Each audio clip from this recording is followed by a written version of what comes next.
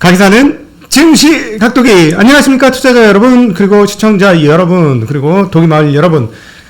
멋진 6월 25일 금요일이 밝았습니다. Thanks God, it's Friday. 네. 멋진 날이긴 하지만 또 마음을 조금 뭐라 그럴까 무겁게 해야 되는 날이기도 합니다. 네, 오늘이 바로 1950년, 이제 벌써 71년 전이 돼가는군요. 그날에 민족적 비극이 있었던 날입니다. 6.25 전쟁이 시작된 날이죠. 저도 개인적으로 저희 할아버지가 그때 전사를 하셨기 때문에 참 그런 일은 다시는 없어야 되겠다라는 생각을 다시 하면서 전쟁에 대한 생각을 가지게 했던 작품, 독일 작가 오토 딕스의 1차 대전에 관한 그 그림, 연작들이 있는데요. 그 그림들을 보면서 정말 전쟁에 나갈 때 얼마나 비참할 수 있는가 하는 것들을 그 그림을 보면서 느끼게 되는데, 우리가 앞으로는 그런 일이 절대 있으면 안 되겠다. 그래서 모든 걸 대화 타협으로, 그리고 가지고 있는 실력을 발휘해서 시간을 길게 잡고 이겨나가는 방법으로 해야지 전쟁은 절대 안 된다 하는 생각을 다시 한번 해보는 그런 아침입니다. 자, 어제 그 저녁에 연합인포맥스에 특별히 사전에 말씀 안 드리고 나갔는데 살짝 얘기해 드렸는데도 많은 독일마을 분들이 오셔서 성원해 주셔서 진심으로 감사드리고, 여러분 따봉. 자, 감사드리면서 그리고 왜 밖에 나가서 자꾸 아는 한 책을 왜 밖에 나가서 챙기냐, 왜 아버지가 집안 식구들 애들한테 통닭 안 사주고 밖에 나가서 직원들한테 통닭 사주냐는, 다 했던 얘기예요. 사실은 다 했던 얘기를 응축해서 했던 얘기고, 추가적으로 내피셜 얘기 살짝 하나 더 했을 뿐이니까 너무 섭섭해하지 마시기를 빌겠습니다. 여기서 계속 얘기하는 부분이니까요. 네, 저는 증시각도의 채널을 훨씬 더 사랑한다라는 점 말씀드리고 싶습니다. 네. 주말에는 이제 주말 되니까 광고 드리면 증시각도기 educast.com에 들어가셔서 읽지 않는 쉬운 투자 강의로 기초를 한번 다지시면 어떨까요? 기초 강의입니다. 중급자 이상들은 오실 필요가 없고요. 기초 강의인데, 사실은 이 강의를 만들었을 때 뭐 한 39만원 만들자 막 이랬었어요. 이 업체에서는. 왜냐하면 어차피 팔리는 건 똑같다. 그래서 안 된다. 이거는 교육을 시키고 싶다. 그래서 무조건 10만원대를 해야 된다. 그 정도면은 할 수 있지 않냐. 알바 해가지고도 들을 수 있으니, 그러면 이제 기초를 다지는데, 가능하면 최대한 낮게 해야 된다 해서 사실 좀 많이 쌓았는데, 어쨌든, 증시 강의 중에서는 상당히 낮은 가격으로 책정됐다는 거. 그리고, 우리 3초 육수로 주말에, 가족을 위해서 멋진 요리를 한번 만들어 보시면 어떨까 하는 광고도 더불어서 드립니다. 자, 오늘 미국 시장, 재미난 시장이었어요. 자, 봉인이 해제되는 상황에서 인프라 투자가 터졌다. 이렇게 정리해 보면 될 것 같습니다. 결국 뭐냐? 우리는 앞으로도 끝없이 돈을 풀 것이다 라는 시그널을 빵 줬기 때문에, 시장이 그냥 다시 랠리를 뽑으면서 3대 지수가 모두 올라가는 그런 양상, 그 나스닥은 3일 연속 신고가를 갱신하는 기염을 토하는 그런 흐름이었습니다. S&P 500이 0.58% 올랐고, 다우는 0.95% 상승, 그리고 나스닥은 0.69%나 상승했고, 소형주들이 포진된 러셀 2000은 1.23%나 상승했습니다. 달러 지수라든가 채권 가격의 변동성은 상당히 죽은 가운데 브라질 헤아라가 추가로 강세를 보이면서 이제는 4.91까지 강세를 갔습니다. 브라질 국채 투자자분들은 이제 물렸던 부분들을 일부를 풀어낼 수 있는 상황이에요. 이 추세가 더 갈 수도 있어요. 계속 금리를 올리고 있기 때문에 어찌되었건 기회가 오고 있고 기회가 일부 왔습니다. 브라질 국채 투자자분들 참고하시길 바라고요. 10년물 국채 금리는 소폭 금리 상승을 한 상황에서 지금 조금 더 올랐습니다. 1.5 가까이 됐네요. 1.499%까지 올랐고요. 사실은 너무 강세라는 말씀 드렸어요. 그러니까 장기적인 경제 성장이 그렇게 크게 올해와 내년 정도를 빼고는 미국의 경제 성장률을 그렇게 높게 잡기 어렵기 때문에 10년 이후의 상황들을 반영하는 10년 이후의 상황을 반영한다고 추정되는 10년물 국채 금리가 그렇게 많이 올라가기는 조금 애매하다라고는 했지만 그럼에도 불구하고 너무 낮았거든요. 그래서 이건 어느 정도는 좀 올라오는 게 맞을 것 같아요. 그걸 어디서 훨씬 더 느끼냐면 2년물 30년물, 2년물 쪽에서는 계속 금리가 조금씩 올라오잖아요. 근데 오늘은 3개월물 초단기 금리물에서 급등 양상을 보여드렸습니다. 이게 얼마부터 시작했다 그랬어요? 0.018 그 밑에도 있었지. 근데 최근에 0.018 기록하던 게 갑자기 테이퍼링 관련된 얘기가 은근히 나오면서 확 오르더니 0.040까지 올랐는데 오늘 어떻게 0.058까지 올랐습니다, 여러분. 그러니까 지금 일부 시장에서는 테이퍼링을 반영은 하고 있으나 장기물 쪽에서는 성장률을 건드릴 만한 것이 없기 때문에 장기물의 금리 상승은 매우 둔하게 나타나는 것이 미국 채권 시장의 흐름이다라고 정리를 해드릴 수가 있겠죠. 네. 근데 이제 어쨌든 핵심은 파월 의장의 발언 그리고 몇몇 연준 총재들의 발언들을 종합해 본 결과 투자자들 입장에서는 금리 당장 안 올려. 그러니까 테이퍼링을 하더라도 생각보다 그렇게 급하지는 않아 하면서 마음의 여유를 가졌고 그러면서 그 봉인이 해제되고 랠리를 뽑을 수 있다고 판단되는 영역에서는 랠리를 세게 뽑고 있습니다. 특별히 한국 입장에서는 다행한 것은 기술주들이 랠리를 뽑고 있는데 그 중에서도 반도체가 세게 랠리를 뽑고 있어요. 뒤로 갈수록 좋아지죠. 그런데 이제 어떤 뉴스들이 있죠? 최근에 중요한 뉴스 중에 하나는 이 반도체와 관련해서는 마이크로소프트가 스트리밍 게임 서비스에 올인하겠다는 뉴스들이 나왔죠. 자, 그럼 어떻게 돼요? 스트리밍을 뭘로 하는 거야? 스트리밍을 통신망으로 하지. 물론 통신망으로 하는데 그 뒷단의 베이스는 뭐예요? 데이터 센터지. 그럼 무슨 말이에요?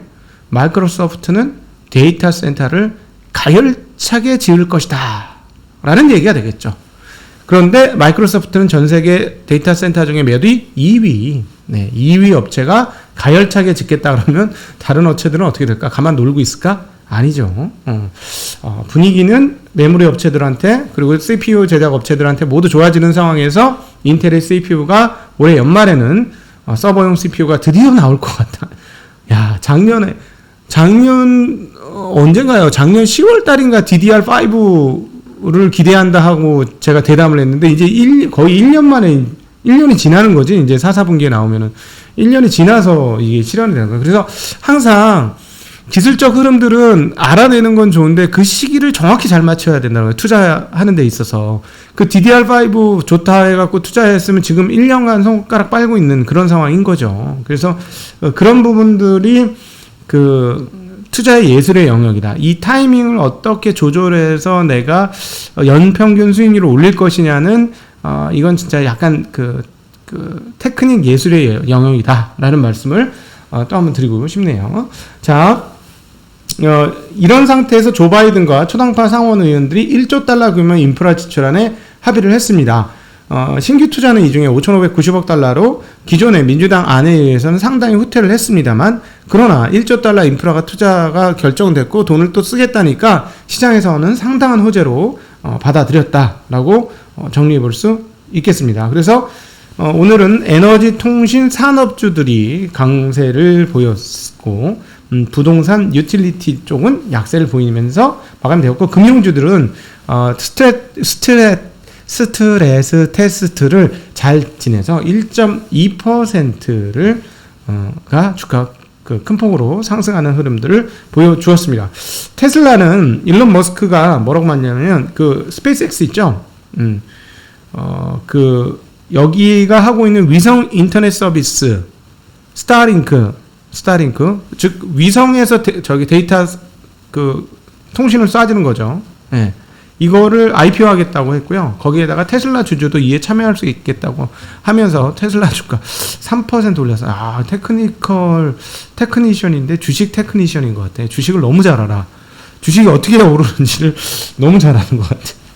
네. 그랬고요. 그 다음에 이제 마이크로소프트 얘기를 아까 드렸는데 하나 더 하면 차세대 윈도우 버전인 윈도우 11을 공개를 하면서 0.5% 추가 상승하면서 애플 다음으로 시가총액 2조 달러에 이르는 종가 기준으로 그런 모습을 보여주었습니다. 자, 오늘 지표들은 실업보험 청구자 수가 나왔는데 7,000명이 줄어든 41만 1,000명이에요. 그럼에도 불구하고 과거에 비해서는 높죠. 41만. 이거 왕창 더 줄어야 되고 거의 26만 정도까지 줄어야 되지 않나요? 26만 미만까지 더 줄어들고 고용 실업률이 왕창 낮아지는 그런 상황들이 와야 테이퍼링이 될 것이다라는 말씀 드렸어요. 그러니까 아직까지 뭐 좋아지긴 했습니다만 아직까지 더 많이 내려가야 되고, 또 하나는 중요한 건 뭐 고용이죠. 고용이 올라가야 돼요. 일단 고용이 100만 명 단 계속 터져야 되는 뭐 그런 상황들, 그래야만 긴축의 가능성이 열린다라는 거 정리해 보시면 되는데요. 이 부분은 뉴욕 연은 총재가 다시 한번 발언했습니다. 지난번에도 엊그저께도 다시 정리를 해드렸습니다만 또 얘기를 했으니까 한번 더 정리를 해드리면, 완전한 회복에 2년 정도가 걸릴 것이고 회복의 길은 고르지 않을 것 같다라고 얘기를 하면서 경제 재개는 예상보다 상당히 빠르게 일어나고 있다. 그리고 올해 인플레이션은 높을 것으로 보여지만 3.5% 얘기했었죠. 내년은 2%로 복귀할 것이다라는 얘기 똑같이 했고요. 고용이 연준 기대에 못 미친다라고 얘기했습니다. 그래서 아직 금리 인상할 때는 아니다라고 정리를 하셨습니다. 네. 결국 뭐다? 고용이 중요하다라는 얘기 다시 한번 계속해서 얘기를 하고 있다는 거, 이거 중요한 포인트라는 거 꼭 기억해 주시고요. 토마스 바킨 리치먼드 연은 총재는 인플레이션 압력이 올해 4분기에 완화될 것이다 라고 얘기했습니다. 패트릭 카커 필라델피아 연은 총재는 고용이 여전히 팬데믹 이전과 비교해 크게 줄어든 상태라고 지적을 했습니다. 이분 약간 매파인데도 이런 얘기를 했죠. 제임스 블러드, 이제 완전 매파로 돌아서신 분이죠. 정책 위반자들이 향후 몇 개월 동안 새로운 인플레이션 위험을 고려할 필요가 있다라고 이야기를 했습니다. 그러니까 인플레이션 오기 전에 사전에 준비해라 이런 얘기고, 로버트 카플라는 지금 부양을 축소해야 향후 위험을 줄일 수 있다. 나중에 인플레이션이 너무 심하다라는 건 얘기를 했죠. 그런데 종합적으로 보면 인플레이션은 어제 저녁에도 말씀을 드렸습니다만 조리할 도구들이 많아요.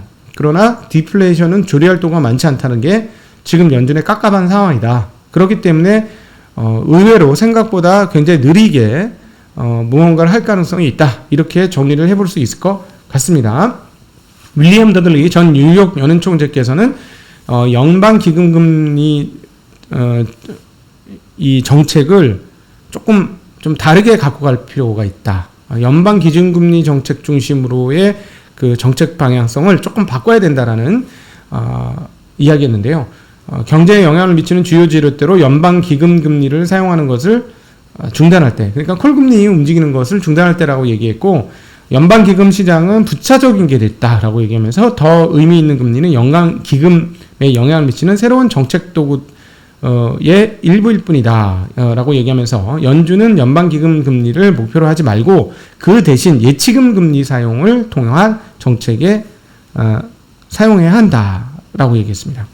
이것은 단기 금리를 원하는 수준으로 유지하기에 완벽한 도구이다라고 얘기했습니다.